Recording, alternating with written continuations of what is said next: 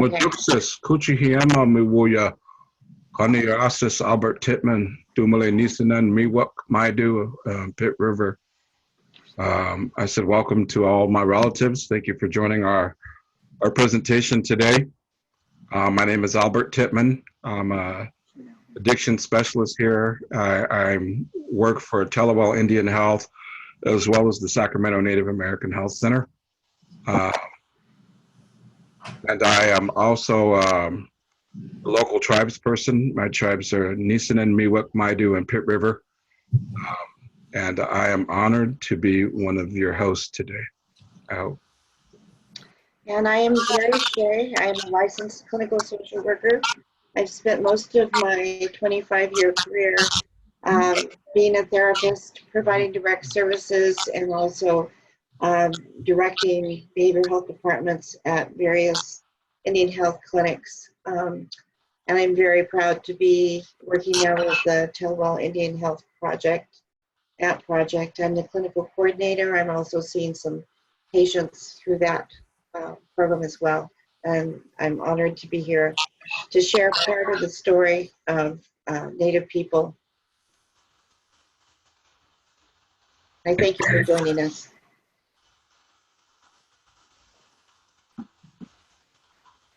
This is our mission statement. For those of you who don't really aren't that familiar with Telewell Indian Health Institute, this is our mission statement. Albert, do you want to read that? So our mission is to partner with California Indian Health Clinics and the Native communities they serve by integrating culturally sensitive healing modalities and best practices. We accomplish this by providing direct care, mentorships, and supportive services. Our goal is to improve access to medication-assisted treatment, MAT, for opioid disorders and associated conditions. Our vision is healthy, vibrant, productive Native American families and communities thriving with the ability to function free from the impacts of addiction. Okay, so we want to give out a general warning. The content may be difficult to process. This is pretty explicit, very some violent and disturbing content. We feel it's important to present it because if we presented it with leaving that out, we're perpetuating a falsehood, and there's too many falsehoods around what's happened to Native people. And so we show it because it's important. We understand it's hard to look at. There are many things that I wish I'd never heard, wish I could unhear. But if you need to take a break, if this gets to be difficult for you, by all means take care of yourself. And Albert and I are both available to you if you want to talk about it later, or talk to each other after the presentation and kind of process the information, because it's hard to look at, it's hard to know about. Do you want to add anything to that? Yeah, I mean, we kind of put the warning out there because, again, some of the material that we talk about is historical. And we believe in order to understand the historical trauma, we actually have to talk about some of the unfortunate massacres, attempts at genocide, some of those things. And so there are some images. We did remove some of the images because we felt like, oh, that might be a little too much for this presentation. It's always good to practice good self-care, but we just wanted to just kind of forewarn you before we get into some of the topics. And the other part of it is our presentation isn't meant to shame anyone or instill this sense of guilt. You know, it's our version of history that happened to our people, and it's a true version of the history of what happened to Indigenous people across the United States and even into other countries, Canada, you know, Mexico, different countries, South America.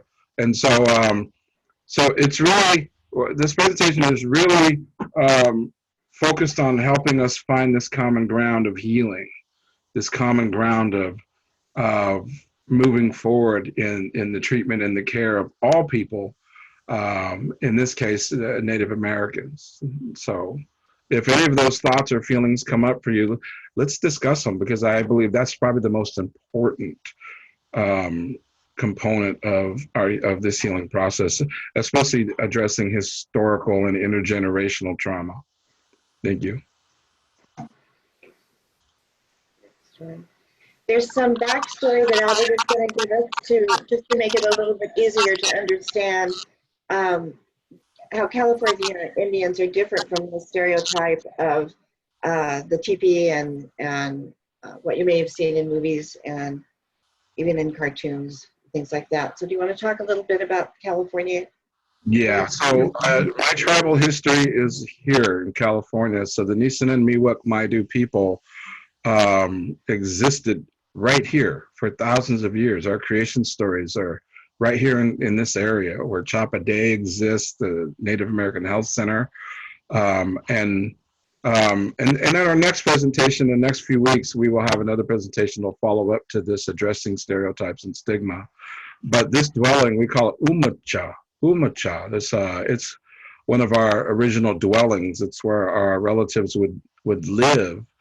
And this bark house is covered with cedar bark, and many of the Umachas were subterranean. So we would literally live back into the womb of Mother Earth, we would say. And so every day was a new opportunity to be reborn, born again, as Miwok, as Maidu, as Nisenan people. Oh, okay. Next slide. I click on it down. Just click on it.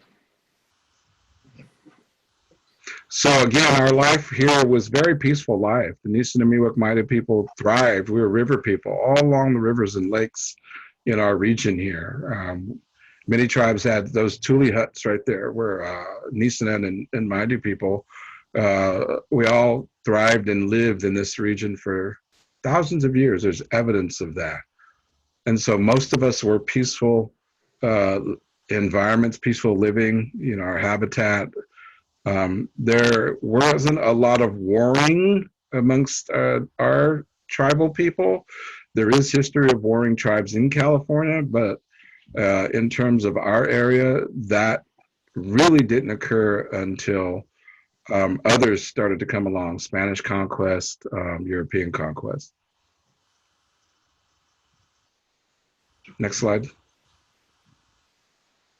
Again, some of the massacres here: Clear Lake Massacre, Bloody Island, we call it, is a place where the Pomo people, a lot like what happened to many of the tribes that we hear about, like Wounded Knee or the Longest Walk of the Cherokee Nation. But this happened right here in California, and more times than is recorded in history. We don't hear, or we're not taught that in early education, or even at higher education levels. We're just now establishing a voice that we can present our history right here in California of these things that happened. The entire tribe of the Pomo people were wiped out, right where Clear Lake exists today, the island there. Next slide. Do you have the next slide? Yeah, I see it, but there's a pop-up box on my end. Sorry, guys, we're remotely offering this this presentation, and it's working out so far. So, Indians are not Indians. So, contrary to Christopher Columbus, who identified us as being Indian, that's not who we are. Racism and colonial language. Violence is embedded in the American culture, including myths and beliefs through time. The reasons are that they keep certain groups suppressed, both from the in-group and the out-group. Even in the English language, genocide, racism, and violence embedded in it has become institutionalized, meaning we don't think about it because it is so common that it's part of our infrastructure as a culture. The prime example of this is that Indians are not Indians. So to label an entire group as to something they are not, and then to cast stereotypes on that group in order to define them as less than human is violent. It's oppressive. And then some of the acts of genocide that to really corroborate that label exists to this day. It's still with us. Mhm. So federal Indian law is its own designation under American law. Oops. Let me go back. Sorry, I'm not most dexterous about stuff. Did you want the next slide after this? Certain laws change frequently, especially as it relates to federal Indian law. There are several things to note about that are of special concern in working with certain populations. So next slide, please. Migration from many places in the world. That is one of the Bering Strait, the land bridge is an example of that. There's no real factual basis for that. It's a theory. However, many people believe that, and there's a narrative by the oppressors in this society to justify why we have been, or how we have been misplaced, displaced, or some of the land that has been taken, that we weren't originally from here in the first place. We all came from somewhere else. Bringing European ideas, myths, lifestyles, and religious beliefs with them. Some ideas are evolved in slavery, indentured servitude, and today we use as racial distinctions. However, in fact, race is a social construct. We are all humans first, and most of our native tribes understood that idea that we were all humans first. We didn't see each other as this idea of race as a color. You're white, you're black, you're red, you're yellow. We saw each other as human first. And so some of those things, for example, religion has been utilized to really brainwash or commit this act of internalized genocide against Native peoples in certain areas. And we'll talk a little bit about the boarding school era, how that really impacted Native people. Mm-hmm. Next slide. Do you want to have anything to add, Jerry? No. Okay. So Indians are not Indians. So white by law, the legal construct of race, written by Ian Haney Lopez. I would encourage you to read that. His work describes how the social construction of race became formalized and institutionalized, sorting people into 4 legal categories. Again, I briefly mentioned it, but today we use it as a matter of course. It's normalized in society. You're either black, you're white, you're yellow, you're red, and we've bought into that idea. And that idea continues to divide us even to this day as human beings. If you fill out any government form, any state form, anything related to the government in any way, they're going to ask you those questions. Where do you fall into these categories? It's important somehow for some people to know, I guess. Being yellow is usually defined as being Asian, right? Yeah.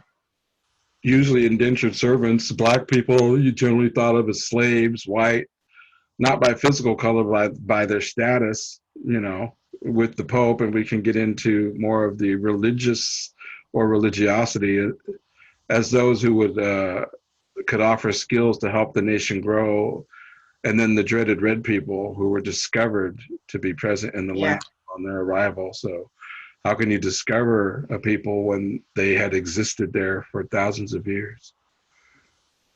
Next slide, please. So Christopher Columbus was discovered. Again, we discovered him when he stepped on our shores. And we, for the sake of time, we've shortened the slide.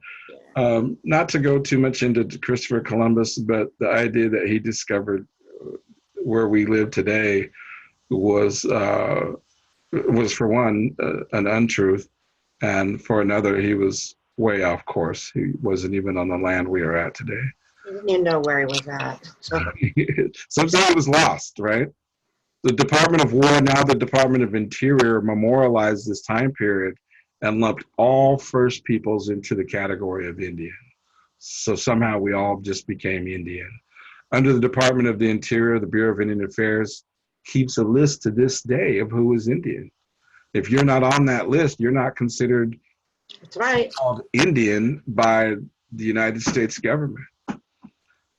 Each people has their own name for themselves, which usually translate into their own languages as the people. And many of those names, even offered up by some tribes, is accurate as being named the people. For example, the term Miwok or Miwu, Miwuya. There's singular, there's plural, right?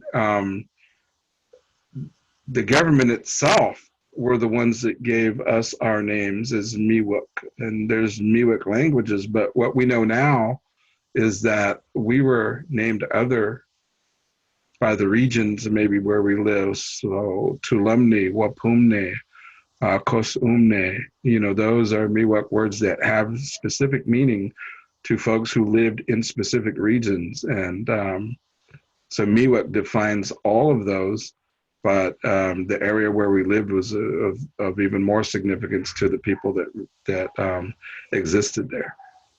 So there are currently over 500 nations of Native people in America. So more than 500 federally recognized tribes.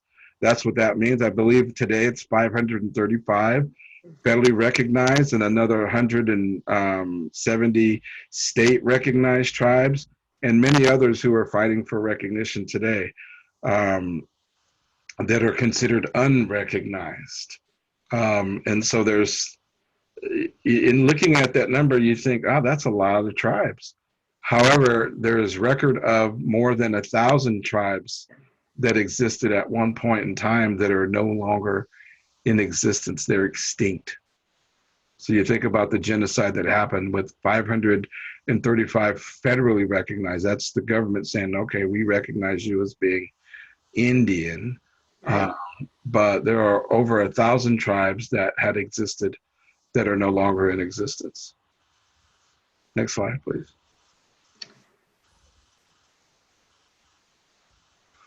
Marginalized populations, these attitudes, beliefs, religious ethics, and practices of the time affected the way that natives were treated, often portrayed as demons or non-humans. This allowed for otherization, depersonalization, marginalization, which led to the abuses. And this is just a little bit of what there is to know. Yeah.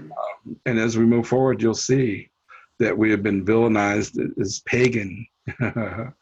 So the land grab, it was deemed manifest destiny that all European nations were to take land for themselves and prosper, killing those who were not blessed by the Pope.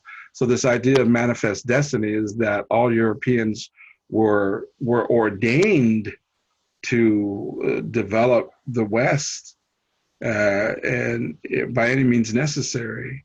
And there is a really famous image of this angel with blonde hair and wings, and this migration west with wagons, and you see the buffalo in there. But what you don't see is you don't see the indigenous people in that work of art that is really famous for this idea of manifest destiny. Next slide. Again, the Clear Lake Bloody Island massacre, where over almost 300 Pomo men, women, children, and elders were wiped out. And every year we go back there. There's the Pomo people, they have a ceremony there where they honor those relatives now. But guess what? They don't own any of that land. That land is taken. There's really beautiful homes there. Natives were taken off that land. Most of them massacred during the Bloody Island massacre and placed on rancherias or reservations, where many exist to this day. Across the nation, most peoples were tortured, babies bashed or fed to the dogs. And this was Spanish conquest. This was during the mission era of the United States, especially here in California.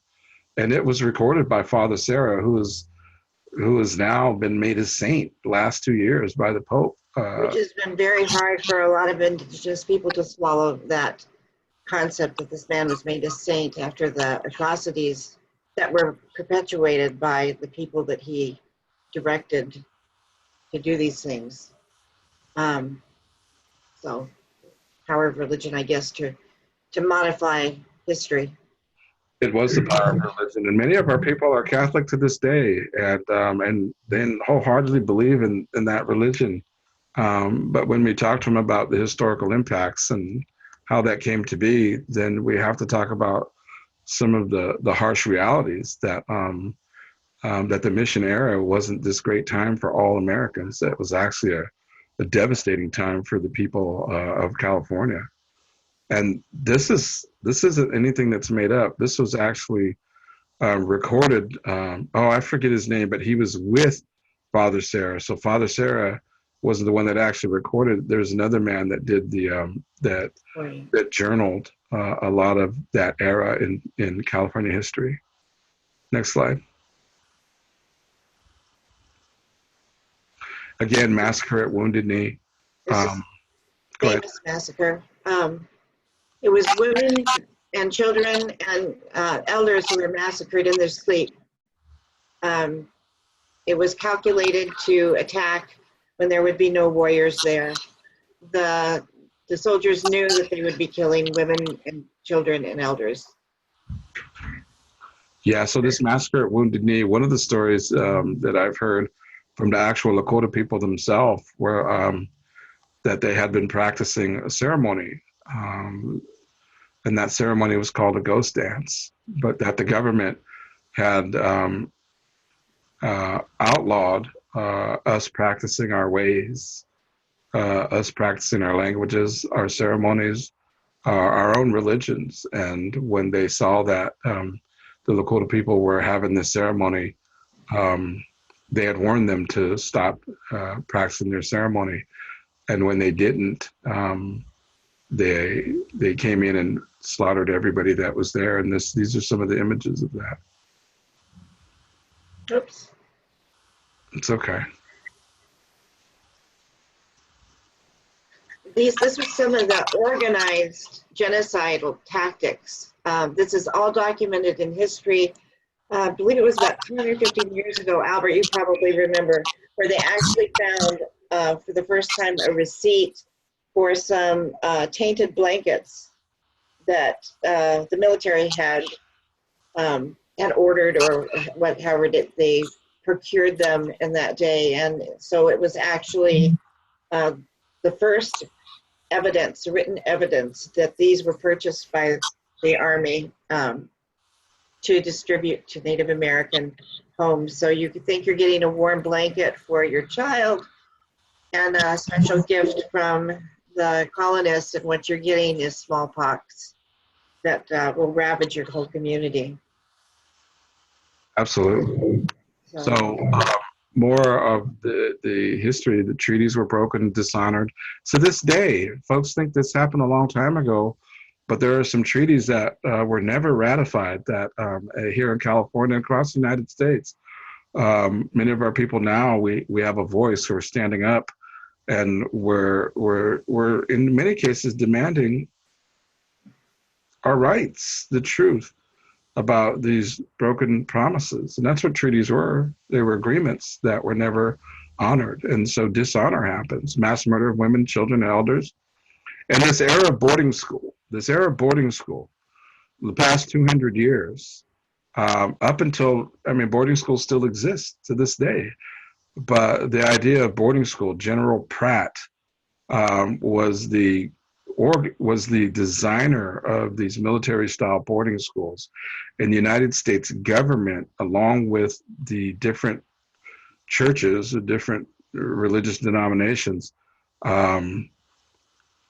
removed children from their home, forcefully removed Native American kids from the reservations, from the only families they ever knew, and placed them in these boarding schools, hundreds, if not sometimes 1,000 miles away from their homeland. And in these boarding schools, many of the children there were sexually abused, physically abused, mentally abused, and they were military style. Thousands of children simply never came back home. Many were killed.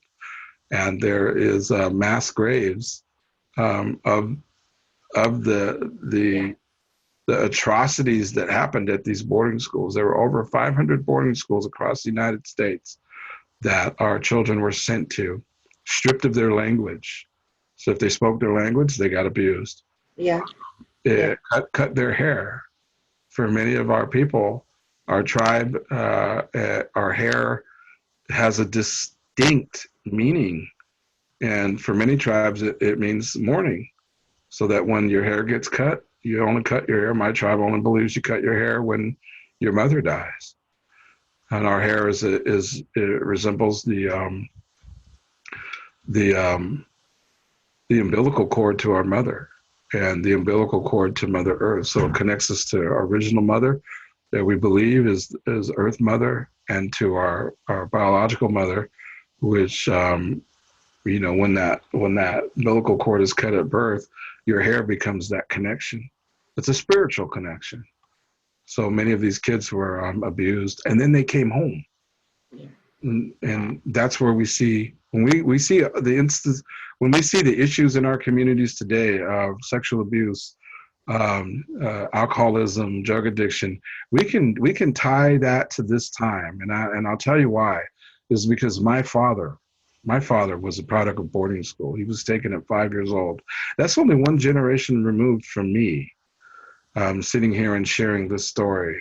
And he spent most of his life in that boarding school where he was sexually abused, physically abused, mentally abused, and from there was sent to a reform school. Never made it back home until he was an adult, and was only a semblance of the child that was sent to boarding school. So you can imagine when many of us parent the way we've been parented. Right. If you were parented by a system that hated you, abused you, taught you to hate yourself, imagine what type of parent that you become. It's horrifying. Exactly. We learn how to parent from our parents, from whoever is taking care of us. And what unfortunate folk who grew up in the boarding schools learned was exactly what Albert said. But how would they be able to come back to their communities? Many of them did not. Many of them went on somewhere else, or they were, I have a good friend who has worked at Chappaday as a substance abuse counselor, Pat, who says that once the boarding schools were done with them, they relocated them to Oakland, promising them jobs, and put them all in a bus and took them to Oakland, and they got off the bus expecting their shiny new place to stay and job that had been promised by the government, and there was nothing there awaiting them. So to turn all these young people loose in the streets of Oakland, even, in that day and age, which, we're looking at probably the 50s, that's pretty cruel. That's pretty harsh. That's pretty hard to think about. So it broke the people who became parents. I have no idea how to parent. If all you know is injustice, that's what you're going to perpetuate. If all you know is violence and hatred for yourself and for the system, that's what you're going to teach your kids. That high school era, what we see now in our dysfunctional family systems, that boarding school era removed the children from the teaching. So we had our ways. Pre-contact, we were not an uncivilized people. We understood our roles as a community, as a tribe, as a family. So what this boarding school era did, it attacked our family systems. It removed 4 or 5 generations from the only place they'd ever known, the only language they've ever known, and it replaced it with trauma. Yeah. And now we're seeing intergenerational impacts of that era of boarding school. And one of those today. And not only that is now we're having to also assimilate into the dominant culture, and that's what we're dealing with here today. Not only are we healing from drugs and alcohol or mental health issues, we're dealing from internalized genocide. And this thing that happened, like our identity, our languages, those things are very important for our healing also. And for me, being a clinician at a health center, wholeheartedly believe that culture is intervention, culture is treatment, and culture is prevention. So prevention, intervention, and treatment. And that's what we are offering here at Tellawell Indian Health, along with the medical assisted treatment program. So integrating Western approach with Native American cultural interventions is utmost important. I believe in that. And here's one. Look at this stat, this ticket here. So in the 1850s to almost the 1900s, California placed a bounty on the scalp of Native people. You actually got more for men, a little less for women, and a little less for children. You could actually, it was a business proposition for militias to go out and hunt California Indian people. And you could take those scalps to Sacramento, to the Capitol building here, and receive money for those scalps. And the stories are that you got more if you brought the scalp with the ears. And so this idea of Redskins, the state reward for dead Indians has been increased to 200 for every Redskin sent to purgatory. So hence, we talk about these stereotypes, and next time we'll talk about stigma. That term Redskin, and many of the people are kind of upset that we want to take the name Redskin out of the Washington Redskins, but there's a reason why. It's related to trauma. It's a derogatory term. And so these tickets, the governor at that time is the one that placed this bounty on the scalp of indigenous people. And yeah, we can go into more. We're running out of time. Okay. Next slide, Jer. Yeah. Do you want to go forward a little bit more? Yeah, we can do that. I mean, this is more of the atrocities that happen. This is that boarding school area. And I want you to take a look at this picture. Look at all these Native children who were removed from their families, and look at their faces. I mean, you'd be hard pressed to find any one of them with any sort of smile. They don't look happy. They look miserable. They look traumatized. And so when you look at that picture, we say at least 35% of those children never went home. Some say half.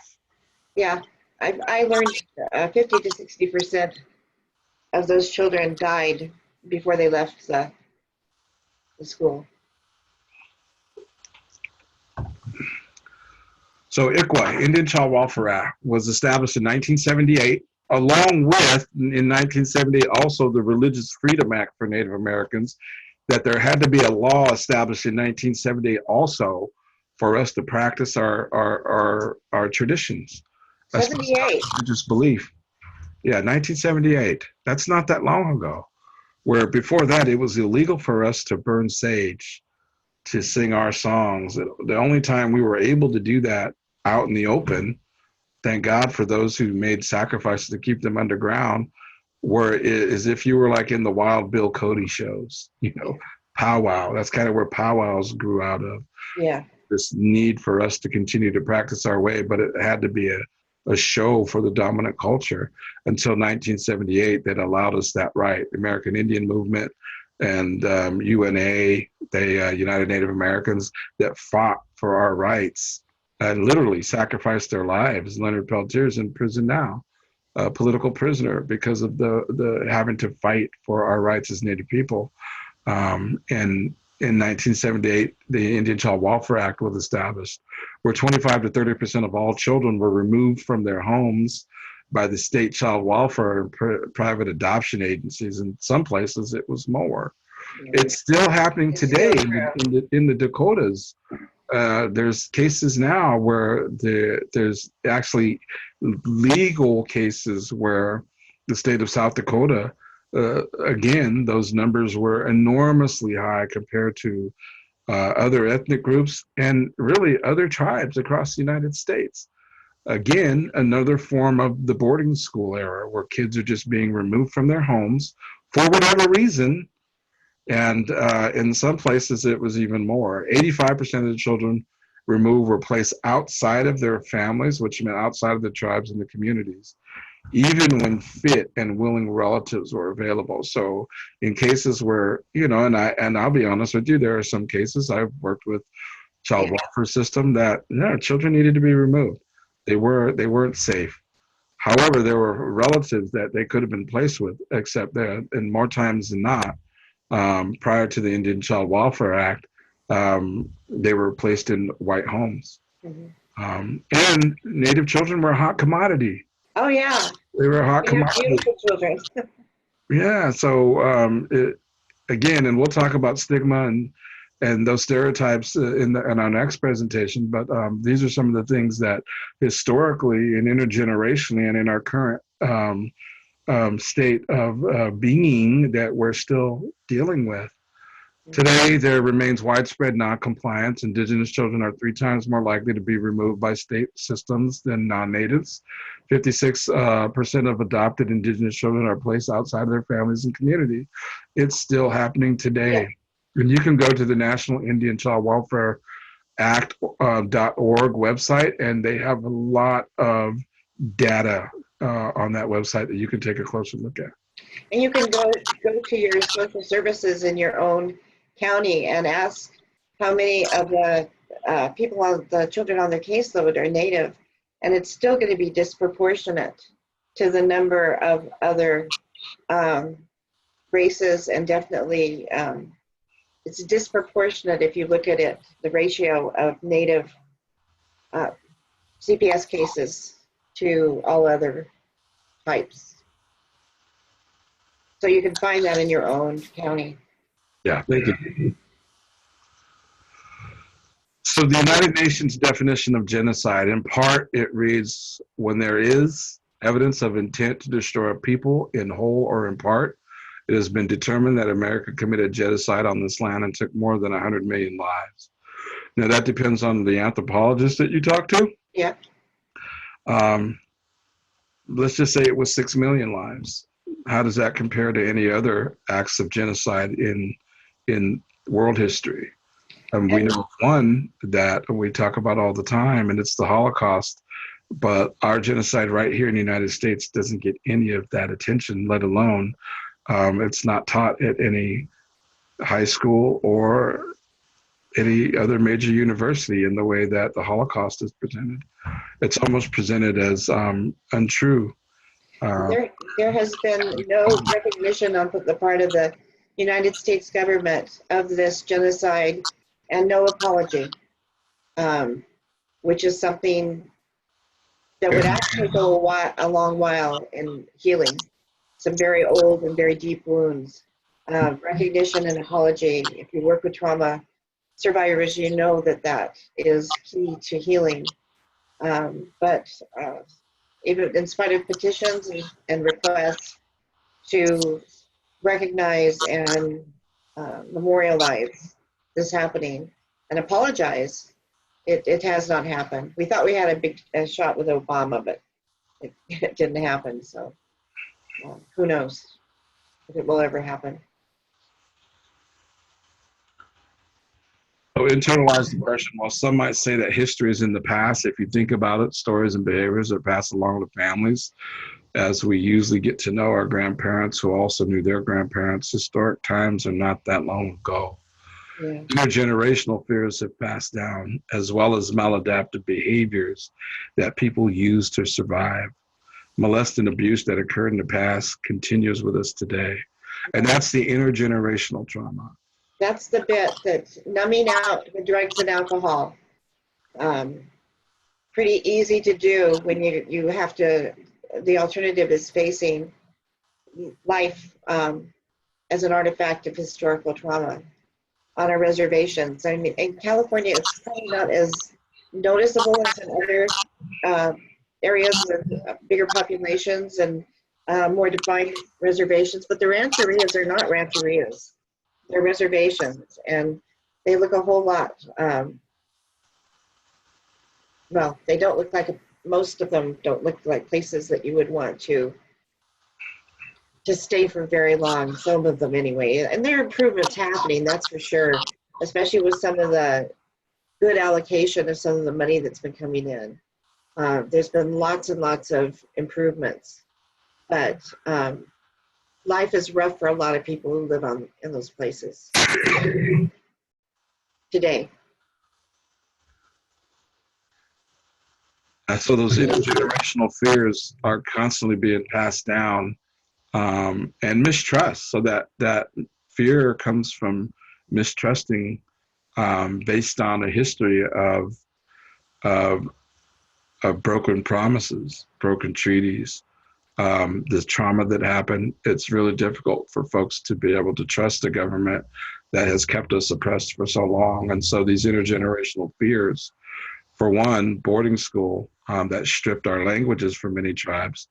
I have met some elders who have experienced boarding schools, and even though they had knowledge of their language, they will teach their grandchildren, their children, grandchildren, not to speak the language for fear that it will lead to their abuse, and their discrimination. And so they won't do it. That language has been abused out of them.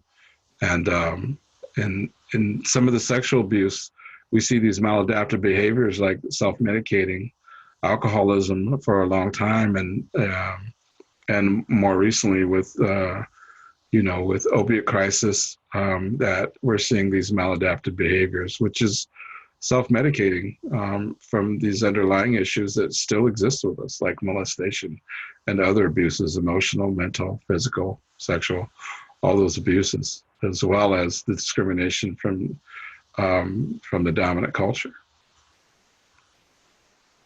It's all interwoven.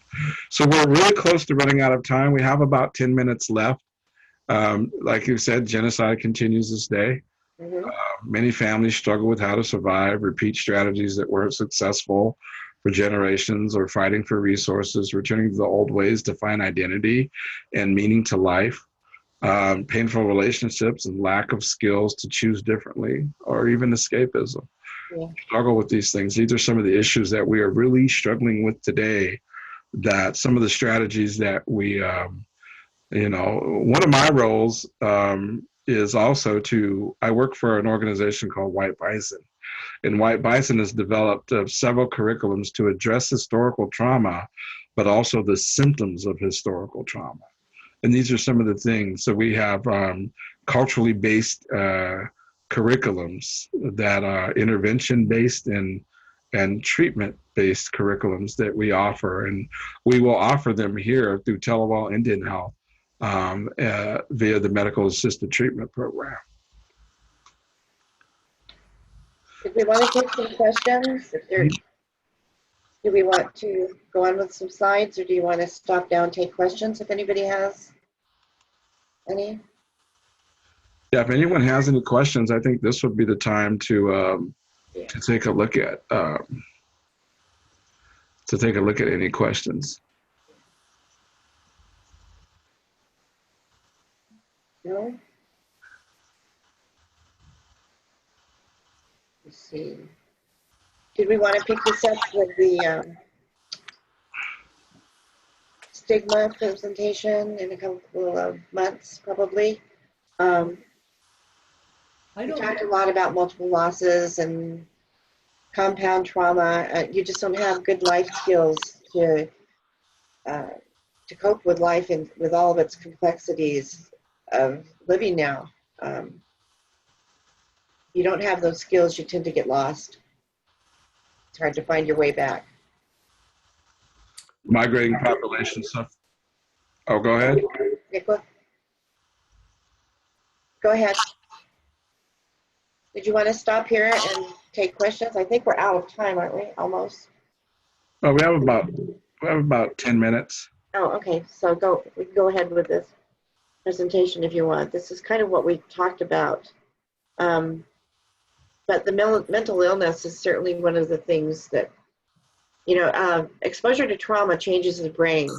It changes how the brain processes information. It changes how we store memories. It leads to what's called complex trauma, which is when it's not just one event, perhaps, that has left you feeling traumatized, or two events. It's constant exposure over your lifetime of traumatizing events, the structure of your brain actually changes, and it becomes more sensitized to certain kinds of stimulation. It also becomes difficult to modulate moods. And so a lot of folks end up with mental illnesses of various types as a direct result of intergenerational trauma. Depression is one of the ones that's, and anxiety disorders I see over and over again, generalized anxiety disorders, chronic pain, depression for substance abuse, substance use, it's not abuse, substance use disorders, we see as ways that have been used to try to cope with what's been lost.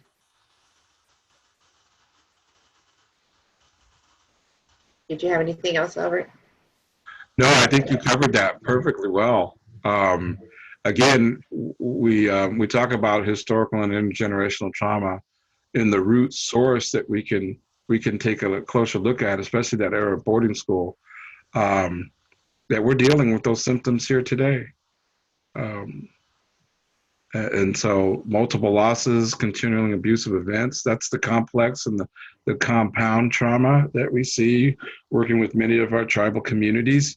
And many of our people don't know that. We don't even know the history. We're still teaching this history to our own people on the reservations and rancherias or in our clinical settings about the history of what happened, why we are the way we are today, why we have these issues in our community, and why they continue to exist. We're repeating these cycles of trauma. And not to, and a lot of folk, some people can tend to misunderstand that it's presenting an excuse for maybe some poor choices or some questionable behaviors. It's not an excuse, it's an explanation. Well, what it is, I'll tell you what it is. What it is it helps to address this idea of victimization. There's many of our people, and myself included at one point, this idea of intergenerational information, the intergenerational fear has been taught that you can't trust the government. The government did this to us. Yeah. So that we can now own our own healing. We can identify it. We can look at the root cause and say, you know what, I'm no longer going to be a victim to this historical trauma. I have a voice. Now we do have a sense of freedom that we can pray our way, we can speak our language, we can dance our way, we can have ceremony our way, and we can get into the healing from these things that that afflict our people, such as mental illness, addiction disorders, these things that we're healing from. And so that's what this is about. It's about learning to no longer be caught or stuck in that victim role, that victim mentality of it's everybody else's fault and not ours. And so helplessness, helplessness that leads to depression and keeps you stuck where you're at. Right, learned helplessness, right? Learned helplessness. We're learning to address those things, and that's why we believe the historical trauma and the intergenerational impacts is important to teach and heal from, because there's healing on both sides. You know, when you are related to those that were the oppressors, the ones that actually were responsible for some of this trauma, it's hard to hear. Of course, I struggle with that myself. However, if we're learning about healing, how do we help Indigenous people, then we have to acknowledge that this did happen. We have to recognize it, and then we have to learn to change it together. And like we said, we're looking for this formal apology, but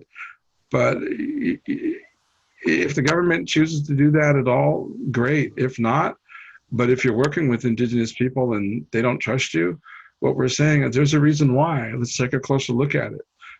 Try not to personalize it, and let's get into some empathy and understand the people when we go to work with them, why they may not trust your approach. And so, and don't take it personally. You know, don't take it personally. Just understand that there's been a lot of wounding, and somebody who I respect a lot as a healer asked me, "What can I do? What can I do?" Well, you're not responsible for what your ancestors may or may not have done. You know, there's certainly no way to unroll it or relive, you know, the narrative on it. However, being an advocate and a supportive person to Native causes and to the healing, and for a lot of folks working at a Native clinic, you know, it puts a smile on my face in terms of, you know, the healers, you know, are righting that wrong, you know, and nobody needs to carry the burden of their ancestors in that way forward. Be part of the healing. Be part of advocacy for Native people.